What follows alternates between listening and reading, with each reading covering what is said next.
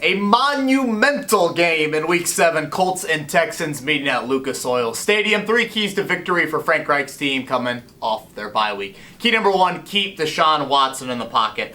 Obviously, much easier said than done. One of the most dynamic quarterbacks in the league on any MVP list through the first 6 games of the season. Deshaun Watson, for the Colts last year, they did an outstanding job. They sacked him 15 times in the 3 games they played against the Texans. But you have to be very disciplined with your rush lanes. The return of Darius Leonard comes at a great time to have him potentially spy Watson a little bit. And the Texans' offensive line, for as much as we've called them out here early in the season, they have not allowed a sack in the last 2 games. So that is key number 1. Number 2, attack their injured positions. The Texans, arguably their 2 weakest spots on their roster, offensive line and cornerbacks, they are also banged up in both of those areas. Titus Howard, their right tackle, is out for Sunday's game. The Colts have had a field day against teams early in the season when opposing tackles have been banged up.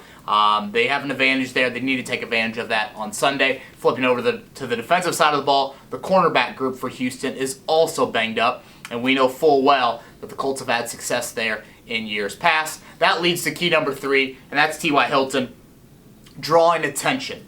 We know Hilton has just been an absolute thorn in the side of the Texans throughout his NFL career. He's had some huge games down in Houston, some pretty good games here in Indianapolis. A bit of an odd stat, though. Hilton has now gone 7 straight games, including the playoffs, without an 100-yard game.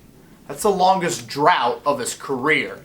You would think it would be a big emphasis to try and get him involved with Jonathan Joseph and Bradley Roby, both banged up, Houston's top 2 corners. And if he is drawing attention, like he should, that should obviously open things up for the other pass catchers for the Colts and the run game, which has been so successful here early in 2019. So Colts and Texans, first place on the line. If the Colts win on Sunday, they'll be in first place for the first time alone in the AFC South since 2015. It's a big one. 1075thefan.com has all of your coverage from Colts and Texans on Sunday.